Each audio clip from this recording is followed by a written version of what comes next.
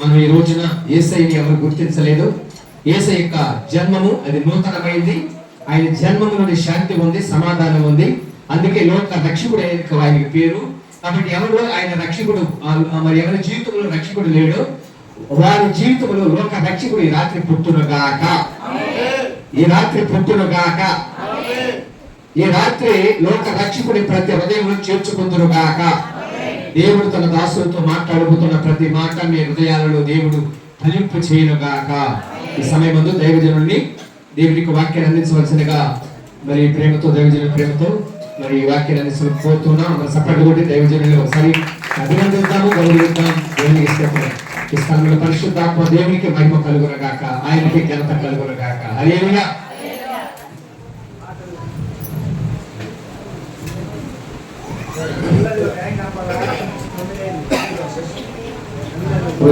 హల్లెలూయా, హల్లెలూయా. ప్రభువైన యేసుక్రీస్తు నామములో మీ అందరికీ హృదయపూర్వక వందనాలు. సమయం ఇచ్చినటువంటి దైవజనులు తిమోతి గారికి హృదయపూర్వక వందనాలు తెలియజేస్తా ఉన్నాను. అలాగే ప్రత్యేకించి మన మధ్యలోకి ఆహ్వానించబడినటువంటి దైవజనులు అనుకులో దేవుని పరిచయం చేస్తున్నటువంటి సురేష్ గారు, మేమిద్దరం కూడా ఒప్పందం కుదుర్చుకున్నాం. సంతోష్ నగర్లో జరిగేటువంటి మీటింగ్కి దైవజనులు వర్తమానికులు, నీకు తోడు నేను వస్తాను, నేను ఇక్కడ వర్తమానం చెప్పేటప్పుడు నాకు తోడు నువ్వు అని చెప్పని ఇద్దరు కూడా ఒప్పందం కుదుర్చుకొని నిన్న రాత్రి నేను అక్కడికి వెళ్ళాను. ఈ రోజు రాత్రి నాతో పాటు దైవజనులు నాకు సహకారంగా వచ్చి, అంత మాత్రమే కాకుండా ప్రత్యేకంగా దైవజనులకు ఉన్నటువంటి ఆ యొక్క టాలెంట్, ట్యాబ్ ఇక్కడ ఏమి లేదనుకుని తెలుసుకుని ఎంత ప్రేమతో మన మధ్యలోకి వచ్చినటువంటి దైవజనులు సురేష్ గారికి హృదయపూర్వకంగా తెలియజేస్తున్నా. దేవుడికి మహిమ కలుగునుగాక. హల్లెలూయా, హల్లెలూయా. పశుశాలలో నీవు పవలించినావా, పరమాత్ముడవు నీవు, పసిపాలుడవు కావు,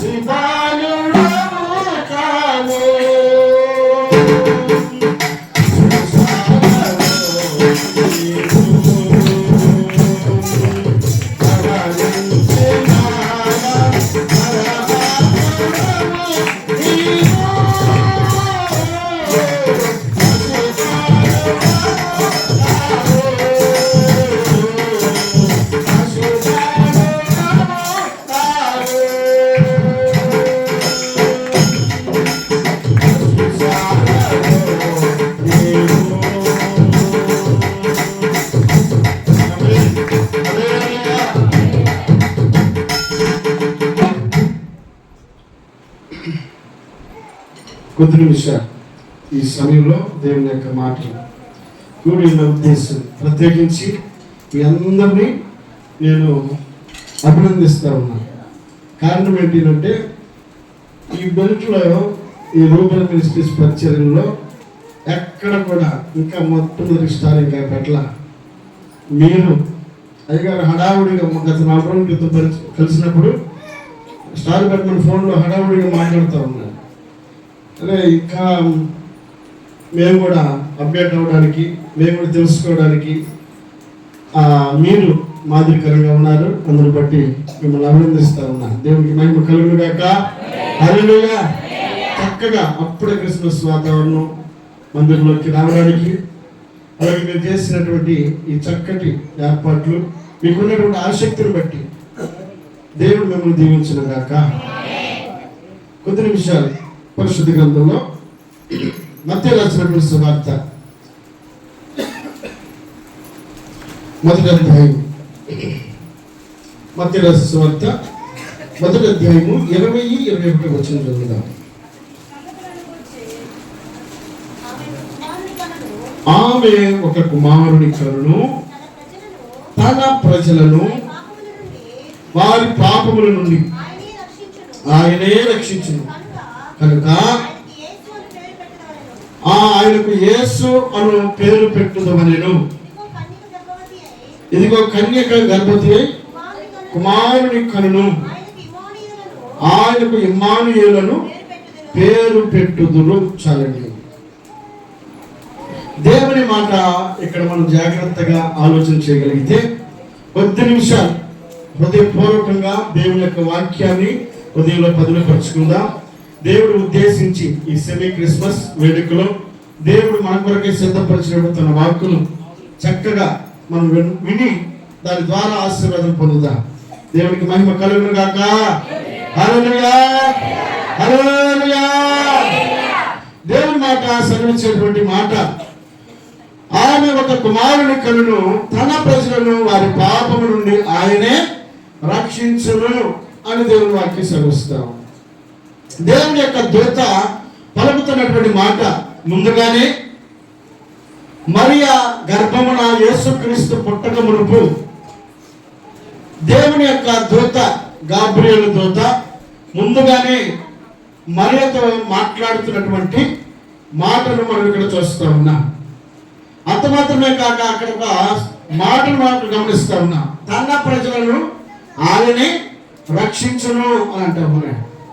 ఈ లోకంలో చాలా మంది రకరకాల ఆలోచనలు కలిగి కొనసాగుతూ ఉంటారు. రకరకాల తలంపులతోటి ఉంటారు. యేసుక్రీస్తు ప్రభువు గారు, అపోస్తలుడైనటువంటి పౌలు గారు అంటారు, ఆయన అందరికీ ప్రభువు అని అంటాడు. ఏ ఒక్కరికి మాత్రమే ఆయన ప్రభు అయినవాడు కాదు. ఇక పక్షపాతంగా చూసేవాడు కాదు.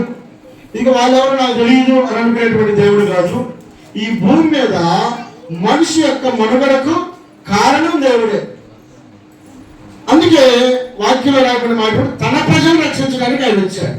తన ప్రజలు ఎవరు అంటే బయట వాళ్ళు ఒకలాగా, లోపల ఉన్న వాళ్ళు ఒకలాగా, పచ్చ గ్రామంలో ఉన్న వాళ్ళు ఒకలాగా, లేకపోతే దావుడులో ఉన్నటువంటి వారు ఒకలాగా ఆయన చూసేవాడు కాదు. ఈ భూలోకంలో ఉన్నటువంటి సర్వమానవాళి ఆయన బిడ్డలై ఉన్నారు.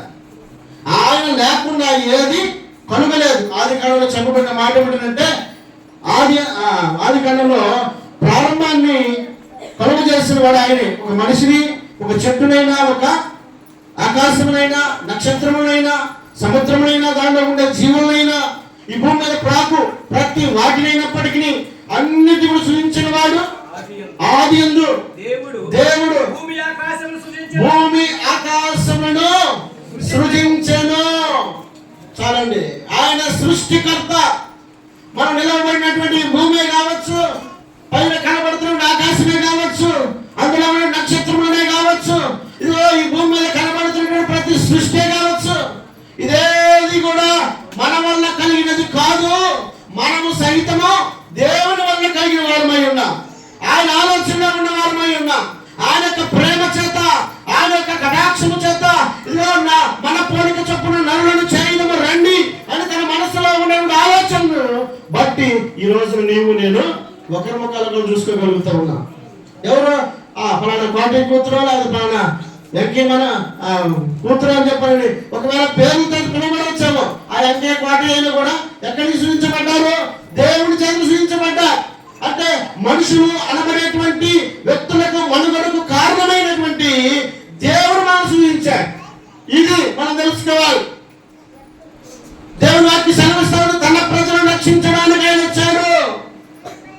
ఎవరు ఆయన ప్రజలు? 100వ కీర్తన 3వ వచనం చదువుదాం. కీర్తనలు 103. యెహోవాయే దేవుడని తెలుసుకొనుడి,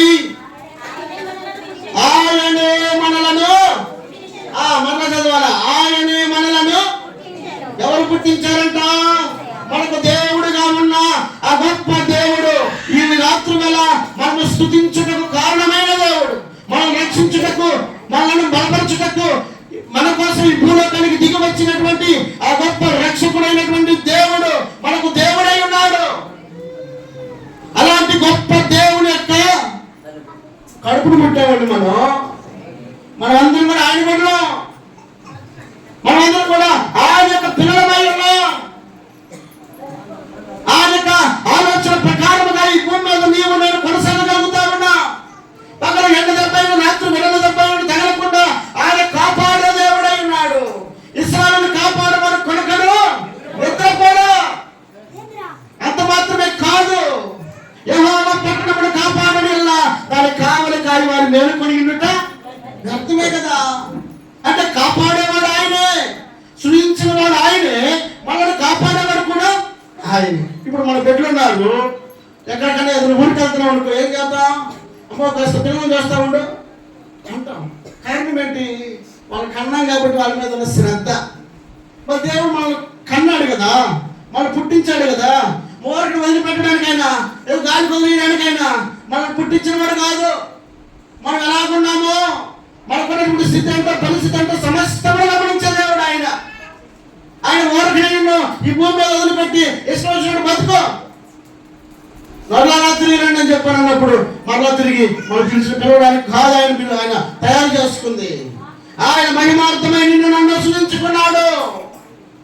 కీర్తన భాగంలోకి మాట్లాడబడింది.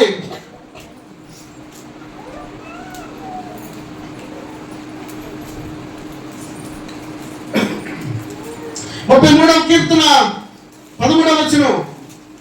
33వ కీర్తన 13వ వచనంలో యెహోవా ఆకాశముల నుండి కనిపెట్టుచున్నాడు, ఆయన నరులందరినీ దృష్టించుచున్నాడు.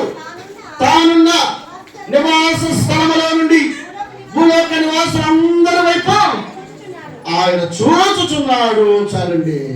ఏం చేస్తున్నాడు ఆయన? ఒక కంటితో నిన్ను నన్ను గమనిస్తున్నాడు. ఇదిగో సృష్టించినటువంటి సృష్టికర్తకు నీ పట్ల శ్రద్ధ ఉంది, నీ పట్ల ఒక ఆలోచన ఉంది.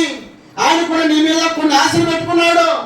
ఓరికైనా ఈ భూమి మీద మన ఇష్టం లేడు బతికిపోవడానికి కాదు. ఆయన నిన్ను నన్ను సృజించింది ఆయనకి ఇష్టమైనట్టుగా, ఆయనకు నచ్చినట్లుగా, ఆయనకు తగినట్లుగా మనం జీవించాలని ఆయన కోరుకుంటా ఉన్నాడు. మన బిడ్డల విషయం ఎంత శ్రద్ధ కలిగి అయ్యో ప్రయోజనం వాళ్ళని మనం ఎంత తాపత్రయపడతామో, ఆయన కూడా మనల్ని బట్టి తాపత్రయపడుతున్నాడు. ఆయన కూడా మనను ఆశీర్వాదకరమైనటువంటి వ్యక్తులుగా చూడాలని కోరుకుంటా ఉన్నాడు. మనము కూడా దీవెనకరంగా ఉండాలని ఆయన కోరుకుంటా ఉన్నాడు. ఆయన మనల పట్ల ఆయన శ్రద్ధ కలిగిన వాడై ఉన్నాడు.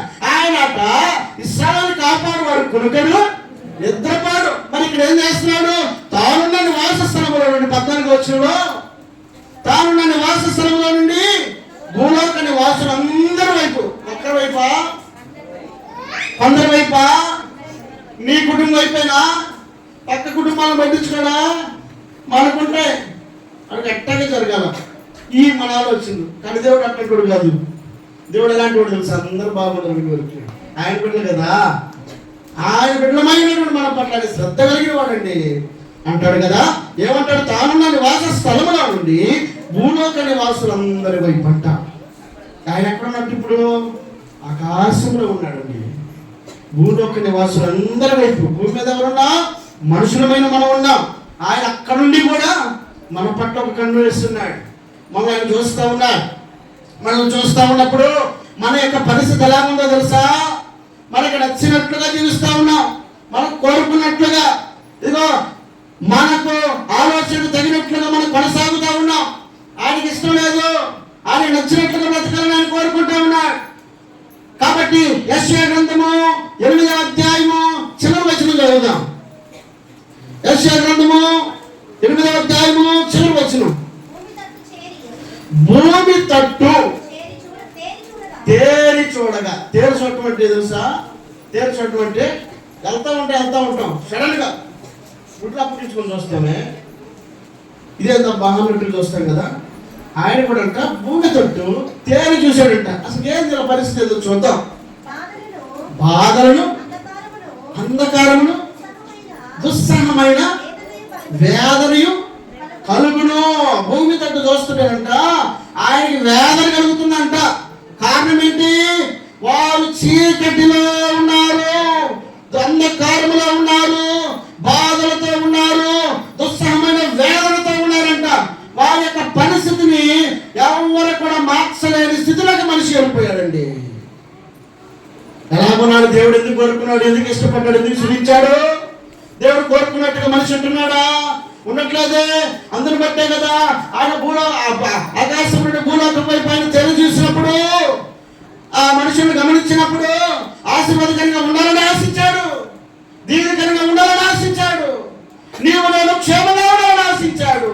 ఎవరెవరో సహవాసం చేసి ఈ లోకంలో ఉన్నటువంటి ఆలోచన ప్రకారంగా మనిషి కొనసాగుతున్నాడండి.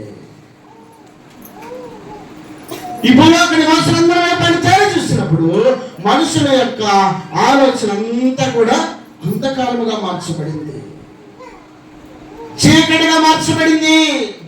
ఒక గమ్యం లేదు, ఒక ఆలోచన లేదు, ఒక అవగాహన లేదు. వారికి నచ్చినట్లుగా వారి జీవితాలు కొనసాగిస్తూ ఉన్నారు. ఎవరు మాట వినేటట్లుగా లేరు మనుషులు. ఎవరు కాపాడలేని పరిస్థితులకి మనిషి యొక్క జీవితం వెళ్ళిపోతా ఉంది. అయ్యో నేను ఎందుకైనా సృష్టించుకుందని ఆయన మనసులో ఒక వేదన, ఒక బాధ.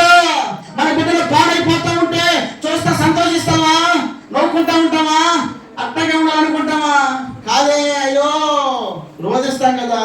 ఆయన కూడా నీ పట్ల, నా పట్ల, మనందరి పట్ల ఈ భూలోకం వైపు తేలి చూసినప్పుడు దుస్సమైన వేదన కలిగినటువంటి మనుషుల వైపు చూస్తున్నాడండి. ఆ మనుషుల యొక్క ప్రవర్తన ఎలాగుంది? ఆదికాండం 6వ అధ్యాయము 5వ వచనం. ఆదికాండము 6వ అధ్యాయం 5వ వచనం.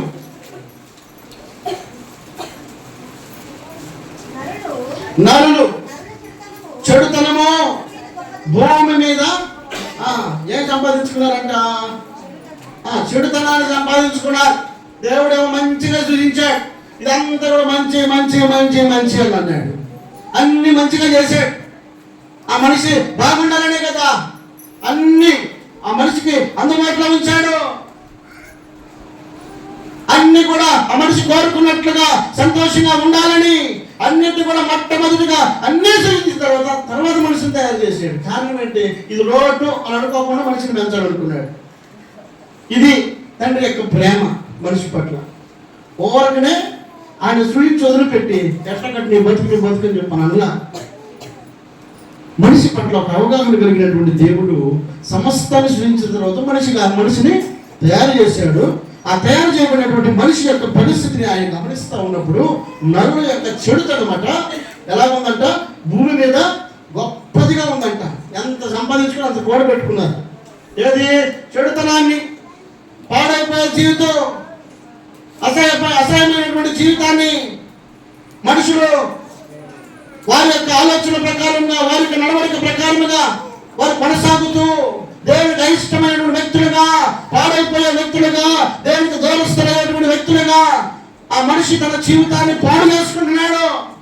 వారికి సెలవిస్తున్నటువంటి మాట, నరుల చెడుతనం భూమి మీద గొప్పదనియు వారి హృదయము యొక్క తలంపులోని మొహంతయు ఎల్లప్పుడూ కేవలము చెడ్డదని ఎవరు చూశారంట?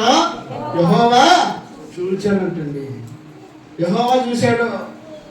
ఇక మనం బాగున్నప్పుడే కాదు, బాగలేనప్పుడు కూడా ఆయన చూస్తాడు. మంచి పని చేసినప్పుడే కాదు, చెడ్డ పని చేసినప్పుడు కూడా చూస్తాడు. ఆయనకు అనుకూలమైనప్పుడే కాదు, అనుకూలంగా దూరవస్తుమైనప్పుడు కూడా ఆయన మనల్ని చూసే దేవుడు. తానున్న నివాస స్థలములో నుండి భూలోక నివాసులందరి వైపు ఆయన చూసేవాడు. భూమి తట్టు తేలి చూడగా దుస్సహమైన వేదన. వారు గాఢాంధకారంలోకి తోలివేయబడుతున్నారు. ఎందుకు గాఢాంధకారంలోకి? ఆయన ఎందుకు మనం సృష్టించాడు? మనిషి వెలుగుగా ఉండాలని కోరుకున్నాడు కదా. అనేకులకు వెలుగుగా ఉండాలని, అనేకులకు ఆశీర్వాదకరంగా ఉండాలని, అనేకులకు జీవనకరంగా ఉండాలని మన దేవుడు కోరుకునే ఆలోచనని అంతటి కూడా మనిషి నిర్వీర్యం చేసేసి పాడు చేసుకుంటున్నాడు జీవితం అంతా కూడా. మంచి మాట్లాడే జీవితం తింటున్నారండి ఈ రోజుల్లో. నా మాట అయితే మీ మాట అంటున్నారా? మంచి వాళ్ళు చూస్తే ఎగతాళిగా మారిపోయింది. ఏదైనా మంచిగా అవుతుంటే మాకన్నీ తెలుసు అన్నట్టుగా చూస్తున్నారు. అట్టయిపోయింది లోకం పరిస్థితి. ఈ దినాల్లో కూడా ఆ దినాల్లో పరిస్థితి దేవుడు కాబట్టి ఆకాశముడు తేలి చూసినప్పుడు నరుల యొక్క చెడుతనము భూమి మీద గొప్పదయ్యో వారి తలంపులోని ఒహంతో కేవలము చెడ్డదంటే ఒక్కటి కూడా మంచిది కనపట్టలేదు. ఒక్కటనో దేవుడు ఆశించినటువంటి దానికి తగినట్లుగా మనిషి జీవించడానికి ఇష్టపడినటువంటి దినాలను గమనించినటువంటి ఆ గొప్ప దేవుడు ఈ భూలోకంలో ఉన్నటువంటి సర్వ మానవాళి పట్ల తన ప్రేమను కనపరిచాడండి. కోపగించుకోవాలా, కొట్టాలనుకోవాలా, తిట్టాలనుకోవాలా, ఇంకా కొడితే తిడితే ఏమో చేసుకుంటాడేమో అనుకున్నాడేమో. అతనికి ఆయన తన ప్రేమ చేత ఈ పాడైపోయినటువంటి మనిషి పట్ల తన యొక్క ప్రేమను కనపరుస్తూ ఉన్నాడు. దేవునికి మహిమ కలుగును గాక. హల్లెలూయా. దేవుని వాక్యములో యోహాను రాసిన సువార్త 3వ అధ్యాయం 16వ వచనంలో రాయబడిన మాట. యోహాను సువార్త 3వ అధ్యాయం 16వ వచనం.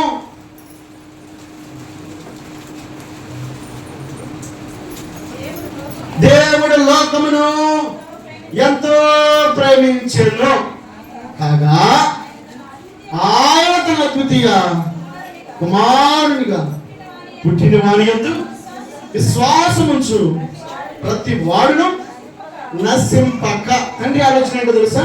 నశించిపోకూడదంట. నువ్వు నేను పాడైపోకూడదు, బాగుపడాలి, జీవం కలిగి ఉండాలి, నాశనం అవ్వకూడదు, క్షేమంగా ఉండాలి. ఇది తండ్రి యొక్క తపనండి. తన ప్రేమను కనపరిచి దేవుడి లోకాన్ని ప్రేమించాడు. ఆయన ప్రేమించినప్పుడు నీలో ఏ మాత్రం కూడా ఆయన ప్రేమించడానికి తగినటువంటి క్రియలు కనబడలేదండి. రోమీయులకు రాసిన పత్రికలో 6వ అధ్యాయంలో రాయబడిన మాట ఏంటో తెలుసు మన గురించి? రోమీయులకు రాసిన పత్రిక 6వ అధ్యాయము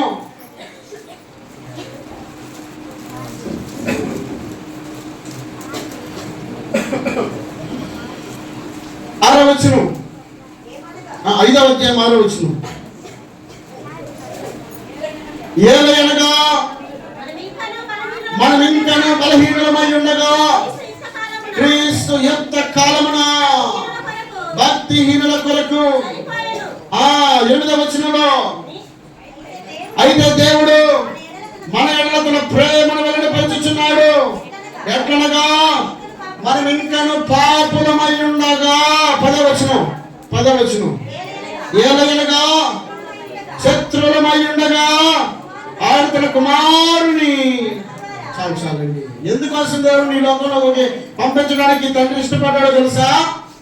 ఇక దుష్టమైన వేదనలో ఉన్నటువంటి మనిషి పట్ల ఆయన ప్రేమను వెల్లడిపరుస్తా ఉన్నాడు. ఇక పాడైపోయినటువంటి వ్యక్తి పట్ల ఆయన తన ప్రేమను వెల్లడిపరుస్తా ఉన్నాడు. తన ప్రేమను ఎవరైనా సరే వారికి తగినటువంటి వ్యక్తులతో మాట కలుపుతారు, స్నేహం చేస్తారు, ప్రేమిస్తారు. కానీ దేవుడు అట ఈ లోకాన్ని ప్రేమించాడట. ఈ లోకాన్ని ప్రేమించినప్పుడు మనిషి ఎలాంటి లక్షణాలు కలిగి ఉన్నాడు? 1, మనము బలహీనమై ఉండగా, 2వది మనం ఇంకా పాపులమై ఉండగానే, 3వది మనం ఇంకా శత్రువులమై ఉండగానే. శత్రువుని ఎవరైనా ప్రేమిస్తాడండి? పాపులను ఎవరైనా ప్రేమిస్తారా? బలహీనులు ఎవరైనా ప్రేమిస్తారా? బాగా బలగము ఉన్న వ్యక్తుల్ని ప్రేమించడానికి ఇష్టపడతారు. అంతేగాని పాపుని ఎవరు కూడా ప్రేమించరు. కానీ దేవుని యొక్క ప్రేమ ఎలా కనబడుతుందో తెలుసా? దేవుని వాక్య సెలవిస్తా ఉంది. ఒక్కసారి హృదయం ఆలోచించేద్దాం.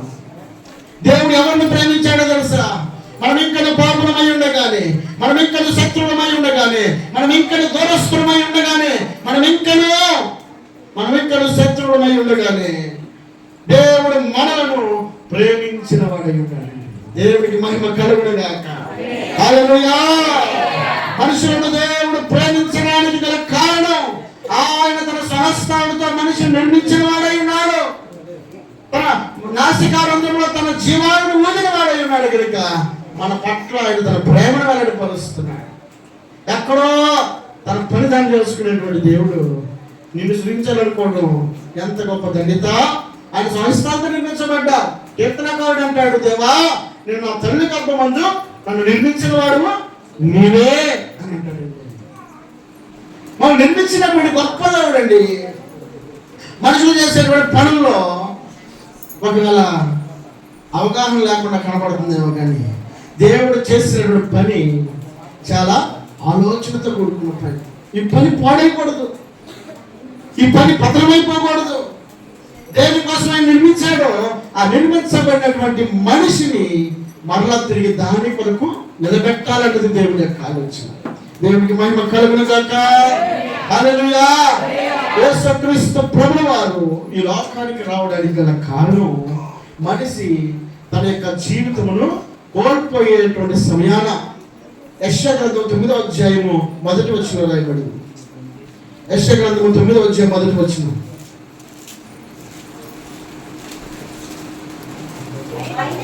అయినను ఏమన్నాడు? అయినను అని అన్నాడు. ఏమైనను? దానికి ముందు ఏమని రాబడింది? భూమి తట్టు దేవుడు చూసినప్పుడు బాధలు, అంధకారము, దుష్టమైన వేదన, గాఢాంధకారంలోనికి వాళ్ళు తోలవేయబడతా ఉన్నారు. ఇక వారి జీవితం అయిపోయిందిలే, ఇక వారిని ఎవరు కూడా కాపాడలేరు. అని అనుకునేటువంటి మనిషి యొక్క జీవితంలో అయినను అలాంటి పరిస్థితులు ఉన్నప్పటికీ, దేవునికి దూరస్తులై ఉన్నప్పటికీ, పాపిగా ఉన్నప్పటికీ, శత్రువై ఉన్నప్పటికీ, బలహీనులై ఉన్నప్పటికీ అయినను వేదన పొందిన దేశము మీద మబ్బు నిలవలేదు. దేవునికి మహిమ కలుగునుగాక. హల్లెలూయా. పాడైపోయేటువంటి మనిషి పట్ల దేవుడు తన ప్రేమను వెల్లడిపరచడానికి ఇష్టపడుతూ ఉన్నాడు. చీకటిలో ఉన్నటువంటి వ్యక్తిని బలపరచడానికి, ఆయన తన ప్రేమను వెల్లడిపరచడానికి ఇష్టపడుతూ ఉన్నాడు. 2వ వచనం చదువుదా. చీకటిలో నడుచు జనులు గొప్ప వెలుగును చూస్తూ ఉన్నారు. మరణ ఛాయ కలిగిన దేశం మీద వెలుగు ప్రకాశించి ఉంచాలండి. ఏం జరిగింది అక్కడ? గొప్ప కార్యాన్ని దేవుడు చేశాడు. 8వ అధ్యాయం చివరి వచనంలోనేమో మనిషికి పతనమైపోవడానికి కారణమయ్యాడు. కానీ 9వ అధ్యాయం మొదటి వచనంలోకి వచ్చేసరికి వేదన పొందిన దేశం మీద మబ్బు నిలవలేదు. పైన కష్టాలు పడ్డాడు, దూరస్తుడైపోయాడు, దేవుడికి అయిష్టుడిగా మిగిలిపోయాడు. అలాంటి వ్యక్తిని దేవుడు మళ్ళా తిరిగి వాక్య సెలవిస్తారు. చీకటిలో నడుచు జనులు గొప్ప వెలుగును చూచుచున్నారు. మరణ ఛాయ కలిగిన దేశం మీద వెలుగు ప్రకాశిస్తుందంట.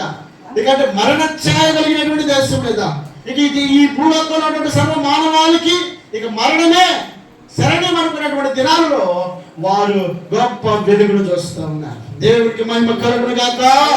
హల్లెలూయా. హల్లెలూయా. ఆ గొప్ప వెలుగు ఎవరు? 6వ వచనం. ఏలయనగా మనకు శిశువు పుట్టెను, మనకు కుమారుడు అనుగ్రహించబడెను, ఆయన భుజము మీద రాజ్య భారముండును. ఆశ్చర్యకరుడు, ఆలోచనకర్త, బలవంతుడైన దేవుడు, నిత్యుడకు తండ్రి, సమాధానకర్తయగు అధిపతి అని అతనికి పేరు పెట్టబడును. ఆమేన్. హల్లెలూయా. హల్లెలూయా. హల్లెలూయా. యేసుక్రీస్తు ప్రభువు వారు ఈ లోకమునకు రావడానికి గల కారణం ఈ లోకంలో ఉన్న సర్వ మానవాన్ని ఆయన ప్రేమించాడండి. వాక్య సెలవిస్తూ ఉంది 3వ అధ్యాయం 16వ వచనం యోహాను సువార్తలో, దేవుడు ఈ లోకమును ఎంతో ప్రేమించాడు కనుక మరణ ఛాయ కలిగినటువంటి దేశం మీద దేవుడు గొప్ప వెలుగును ప్రకాశింపజేయాలని కోరుకుంటున్నాడు. ఇక పాడైపోయేటువంటి వ్యక్తి పట్ల, నశించిపోయినటువంటి వ్యక్తి పట్ల, ఇక నా వల్ల కాదనుకున్నటువంటి మనిషి పట్ల దేవుడు ఒక చిన్న ఆధారాన్ని ఇస్తున్నాడండి.